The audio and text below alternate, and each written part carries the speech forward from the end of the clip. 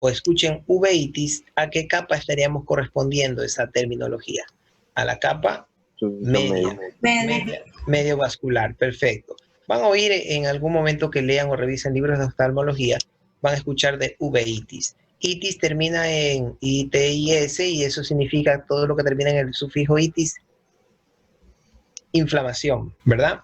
Inflamación. Si hablamos de uveitis, estamos hablando de la inflamación de qué capa? De la uvea. De la media vascular. Medio vascular, correcto. Que está a continuación de afuera hacia adentro, sería la segunda capa, de afuera hacia adentro, la segunda capa, que va a estar constando como delimitante interno del globo ocular. La túnica vascular o media, también denominada capa uveal o uvea, es muy vascularizada. Está formada por la coroides, el cuerpo ciliar y el iris. ¿Alguien más está en espera? Ariana Erazo, ya le di clic. Van 74. Ya, está formada por la coroides, el cuerpo ciliar y el iris. Se encargan de la nutrición del ojo. Si hablamos que esta es una túnica media o le llamamos vascular, en el momento en que le llamamos vascular, ¿qué querrá decir? Que tiene gran cantidad de vasos sanguíneos. Vasos sanguíneos. ¿Qué dijimos que hacían los vasos sanguíneos en todos los tejidos? Se encargaban de la fisiología de la nutrición, es decir, permitían que entre oxígeno y nutrientes, minerales, proteínas, pero a su vez también permitían que salgan desechos. Entonces, eso es una nutrición o una fisiología digestiva de ese tipo de tejidos. Todo lo que se consumía generaba algún tipo de desecho. Este tipo de desecho tenía que ser eliminado para que no se deteriore el espacio intersticial de estas células. Entonces, estas células iban a estar nutridas a través de los vasos sanguíneos. Por eso, por el hecho de haber gran cantidad de vasos sanguíneos, íbamos a tener que esta zona se denomina también vascular o media. ¿Por dónde entraban los vasos sanguíneos que irrigaban de forma decidida a la capa, que irrigan de forma decidida a la capa media o vascular? ¿Por dónde entran esos vasos sanguíneos? Por el disco óptico. Ya, hay una porción del disco óptico. ¿Y qué otro punto de buena vascularidad inicial teníamos que penetran al ojo? Que incluso hay una capa que se ablanda para que le permitan penetrar. La esclera. La esclera. Correcto, sí. Hola. Oigo.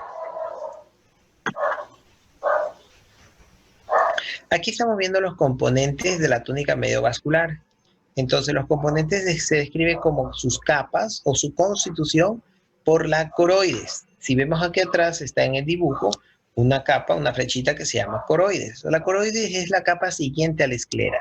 Entonces, tenemos esclera, coroides, de afuera hacia adentro. Entonces, la coroides continúa su camino y en la parte más anterior va a tener una subdivisión. Una porción se va a llamar cuerpo ciliar y otra porción se va a llamar iris, tal como lo estamos viendo en el dibujo. Entonces tenemos coroides, cuerpo ciliar e iris. Vamos a hablar de la coroides. Está situada entre la retina y la esclerótica. ¿Dónde estaba la retina? La esclerótica sí sabíamos dónde estaba. ¿Y la retina? A ver, ahí tengo otro gráfico. ¿Dónde está la retina? Es la capa siguiente a la coroides. Entonces tenemos esclera, coroides, no, hablaba de retina. Esclera, coroides y retina. Esta amarillita que está aquí. Retina. ¿Ok? Entonces tenemos esclera, cuerpo ciliar, perdón, esclera, coroides y retina. Exacto, donde está la línea azul sobre la franja amarilla. Correcto. Entonces a esa le llamamos la retina. Volvamos entonces a la parte que estábamos describiendo, la coroides. Entonces está situada entre la retina y la esclera, es decir, en la mitad. Le hace sándwich. La esclera por fuera y la parte más interna es la retina. Y mientras que la coroides se encuentra en la mitad, es la capa más vascular, va a nutrir a ambas. Es una capa muy pigmentada, la coroides. Donde se advierte esta pigmentación es en el tapete lúcido. que es brillante, de forma semilunar y por encima de la mácula glútea. Esta mácula es la que va a permitir el paso mayor de la luz de forma directa. De naturaleza fibrosa y celular, es responsable de la capacidad de ver en la oscuridad y de que algunos mamíferos diferencien colores. El tapete lúcido no aparece en el hombre ni en el cerdo. Cuerpo ciliar. Esto está acá adelante. ¿Sí ven? El cuerpo ciliar son estas proyecciones como deditos. Son como unas manitos.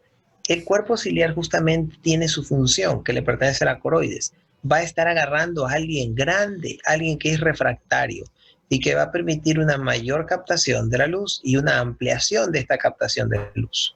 Entonces, el cuerpo ciliar le pertenece a la coroides, está más hacia craneal, es la continuación de la coroides hacia la parte anterior del ojo. Va a constar de procesos ciliares, que son prolongaciones del cuerpo ciliar hacia el cristalino. Este es el disco refractario que estamos hablando.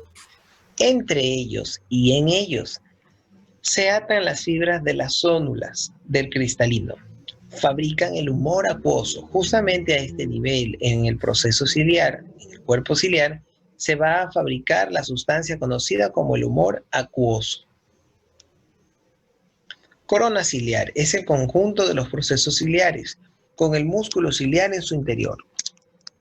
Entonces la corona ciliar es el conjunto de los procesos ciliares con el músculo ciliar en su interior, de fibras musculares lisas que va a actuar en los procesos ciliares y también indirectamente en los procesos de acomodación del cristalino. El músculo ciliar tiene dos componentes, fibras meridionales planas y con origen en la esclerótica, y circulares más profundas, muy desarrolladas en los carnívoros. Entonces, el cuerpo ciliar es una proyección de la coroides. El cuerpo ciliar se divide en procesos ciliares y corona ciliar. ¿Cuál es la función que va a tener esta área denominada de zónulas? Bueno, aquí se va a fabricar en este entorno el humor acuoso. Aparte de ello, se va a agarrar a un disco grande refractario llamado cristalino. El cristalino tiene una característica, dependiendo de los movimientos que se hagan, van a denotar un mayor campo de refracción o un mayor aumento de la luz. Por eso es importante que un músculo a nivel de la zona más vascularizada o capa coroidea vaya a generar un cambio o que tenga la posibilidad de generar un cambio para poder generar una mejor visión. El cristalino es muy importante en la refracción de la luz. Es el que va a ayudar a captar mayor luminosidad y permitir definir mejor los detalles. Si queremos ver mejor, nosotros tenemos ese cristalino que nos ayuda a definir. Es más o menos como cuando tenemos la cámara. Enfocamos un área y como esta área de pronto está un poco borrosa, lo que hacemos es calibrar el zoom. En las cámaras automáticas de ahora eso ya es automático, o sea, en las cámaras actuales ya es automático. No hay que estar jugando con el diafragma, simplemente de forma mecánica, electrónica, se ajusta y se aclara. Ustedes de repente ven que en algún momento están enfocando algo y mueven de forma brusca la cámara y enfocan otro lado que puede ser muy distante o muy cercano y se pone todo borroso. Entonces, como se pone todo borroso, quiere decir que el enfoque no enfoca, correcto, que el enfoque está alterado, porque estaban viendo un punto o bien ya más cercano o bien muy distante. Entonces, lo cambian de lugar y automáticamente se pierde esta relación, haciendo necesario un nuevo enfoque. El enfoque en las cámaras actuales, pues, es automático. En las cámaras antiguas había que coger la lente y empezamos a girar para ver dónde se veía más claro. Las cámaras de ahora son automáticas. En el caso del orgánico, es decir, el globo ocular, también tiene ese limitar que va a favorecer generar una mejor visión. Y ese es el área muy refractaria del disco cristalino. El cristalino se va a encargar de definir de mejor forma ciertas áreas que pueden estar muy distantes o muy cercanas. Entonces el cristalino tiene que poder favorecer el aumento de la definición o el aumento de la captación de luz. Entonces el cuerpo ciliar, que pertenece a la coroides, Es la continuación de la coroides hacia la parte anterior del ojo. Consta de procesos ciliares que son prolongaciones del cuerpo ciliar hacia el cristalino. Es decir, estos procesos ciliares, si nosotros vemos aquí el dibujito, a esto le llamamos procesos ciliares. Estos como deditos. Esos deditos van a estar agarrando el cristalino. Si agarran el cristalino, van a poder permitir que se encuentre en un punto delimitado, sin que se mueva para adelante o para atrás. Lo van a estar sosteniendo. Entonces, la coroides tiene unas proyecciones llamadas cuerpos ciliares, porque parecen cilios. ¿Qué era un cilio? Bellos. Como vellos, como proyecciones, como prolongaciones. Entonces, este cuerpo ciliar es el que va a estar agarrando mediante sus cilios, mediante sus proyecciones, su alargamiento, va a estar agarrando a este disco denominado cristalino.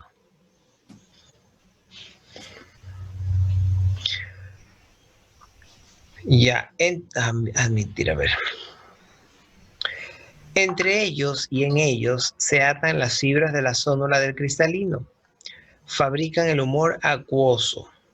Entonces, hay la zona denominada zónula del cristalino. Se atan las fibras de la zónula del cristalino, fabrican el humor acuoso, justamente aquí en esta unión entre los cilios, los cuerpos ciliares y la zona del cristalino, va a estar la fabricación del humor acuoso. Corona ciliar es el conjunto de los procesos ciliares, o sea, la corona ciliar es la formación de todos estos cilios, la unión, perdón, de todos estos cilios. A eso se le denominará corona ciliar. Estos procesos ciliares con el músculo ciliar en su interior, de fibras musculares lisas, va a actuar en los procesos ciliares y también indirectamente en los procesos de acomodación del cristalino. Acomodación. Ese cristalino tiene que moverse y lo va a mover el músculo ciliar con las proyecciones ciliares y van a poder favorecer un mejor enfoque. Al tener un mejor enfoque quiere decir que o bien permite la entrada de más luz para poder tener una mejor definición del campo de visión, o bien va a permitir que este campo de visión sea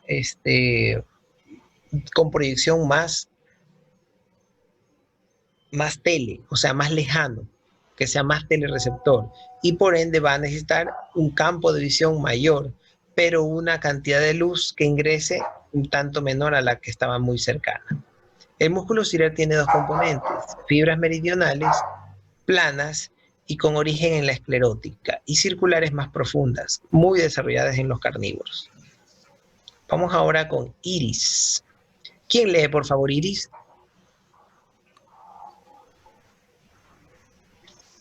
Están medio dormidos todavía. A ver, ¿quién lee iris? Situado por delante del cristalino, divide la cámara menor del ojo. Parcialmente es en un componente anterior, entre el iris y la córnea, y un componente posterior, entre el iris y la cara anterior del cristalino.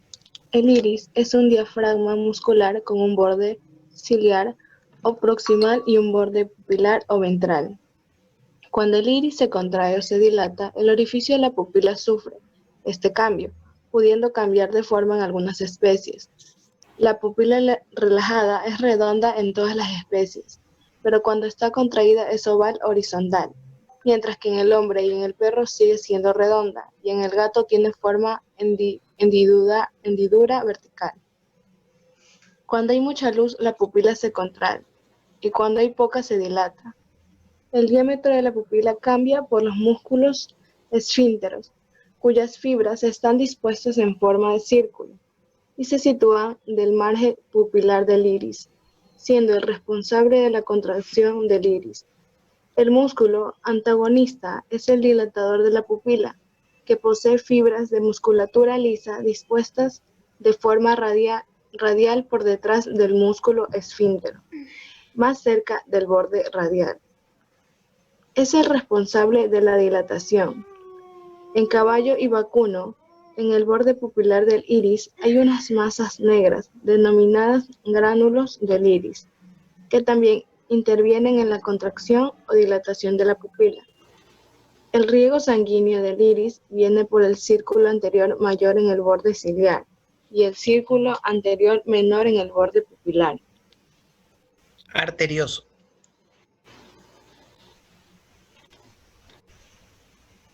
Ya, ok, entonces el iris. Vamos a ver primero dónde está ese iris. De acuerdo a la gráfica, el iris está en la parte anterior, justamente detrás de la córnea. La córnea va a dejar en la parte posterior a este iris. Aquí tenemos eso, la línea azul. Ese iris es un fragmento de la coroides, es decir, es un área muy vascularizada. Vamos a bajar nuevamente y vamos a revisar de nuevo las características.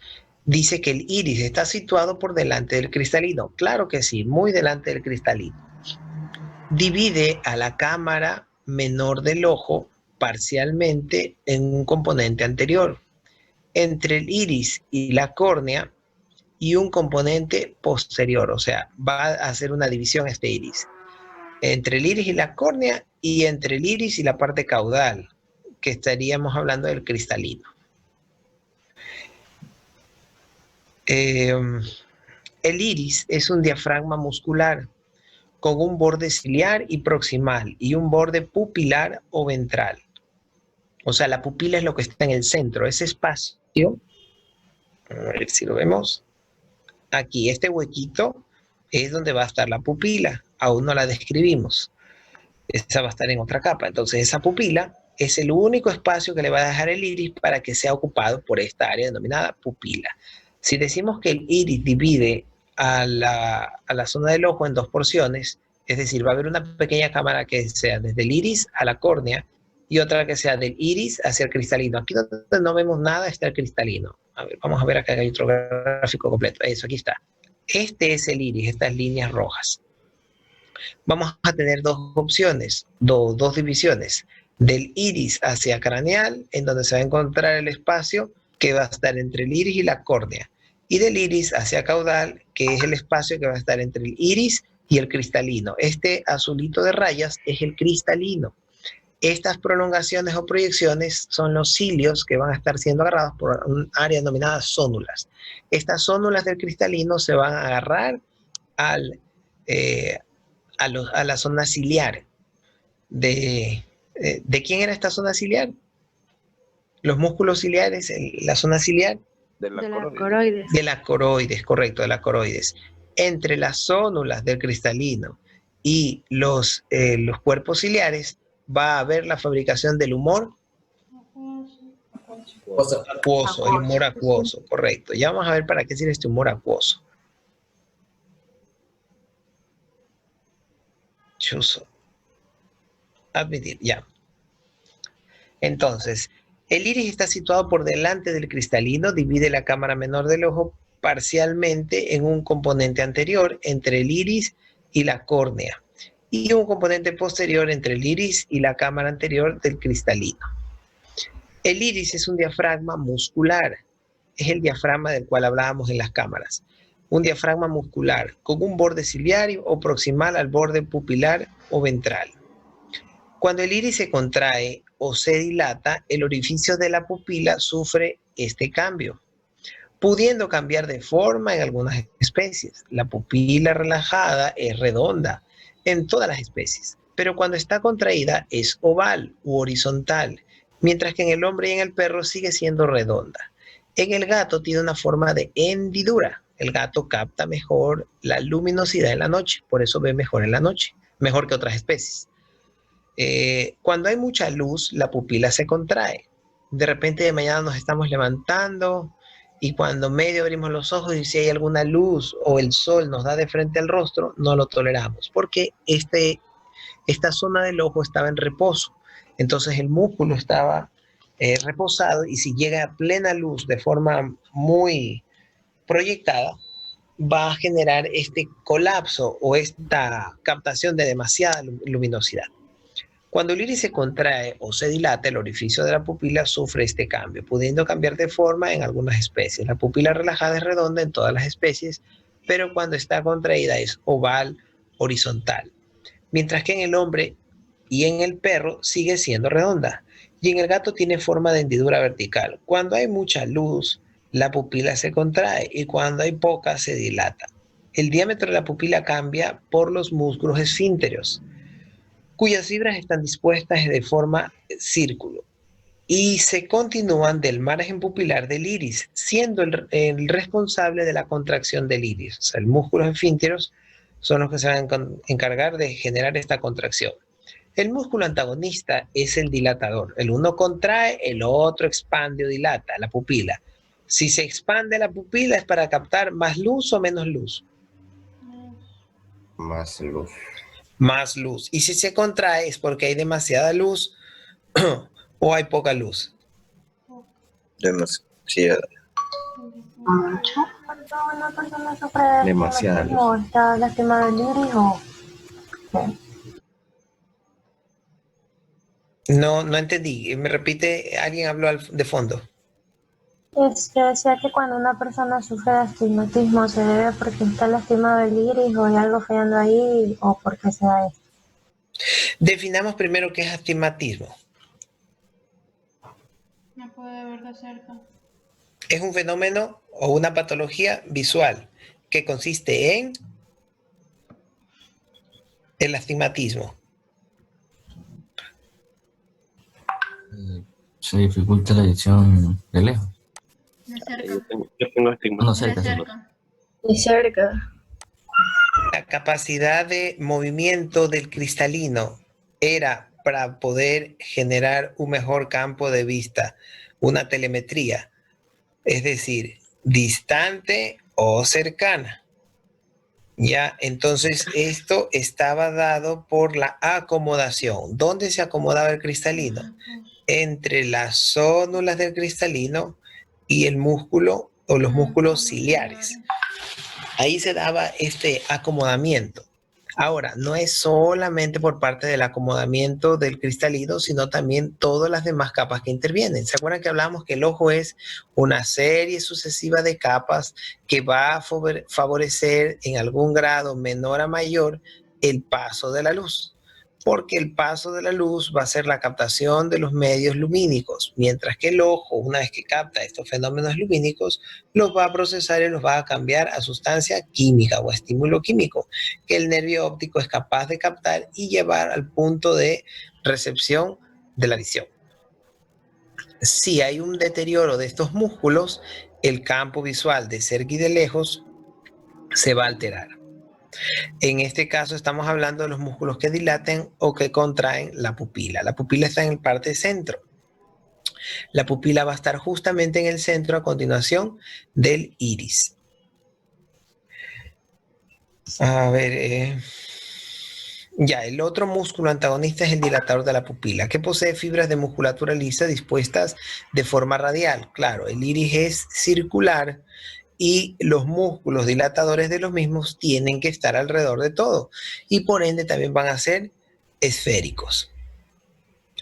Más cerca del borde radial es responsable de la dilatación en el caballo y vacuno.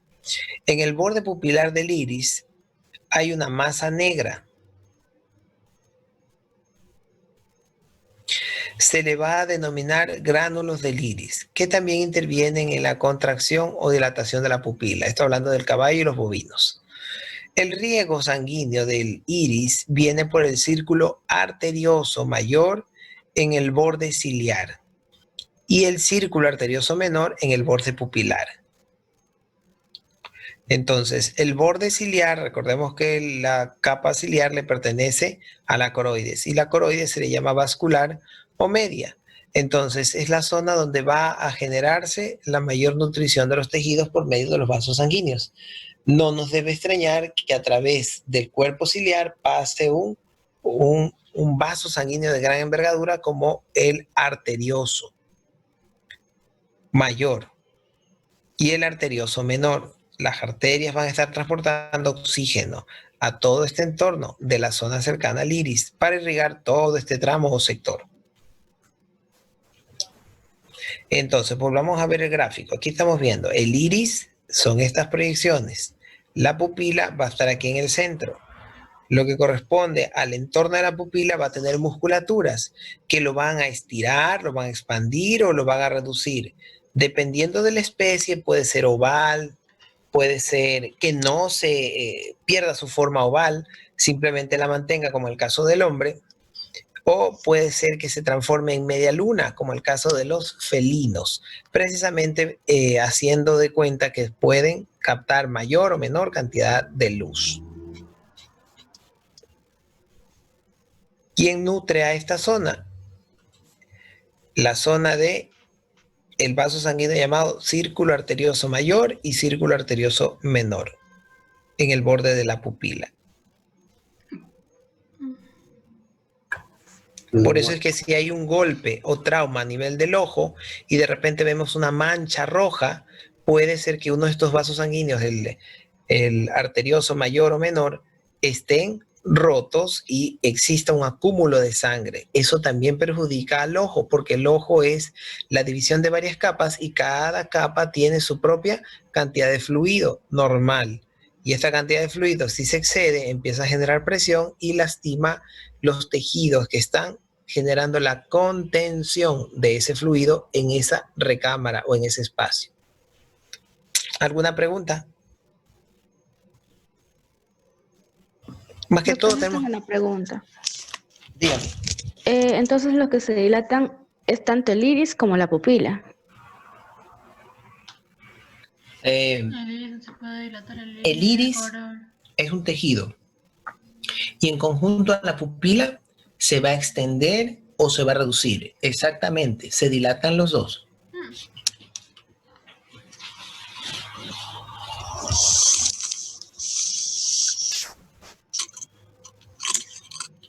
¿Alguna otra pregunta? Admitido Víctor Mesa.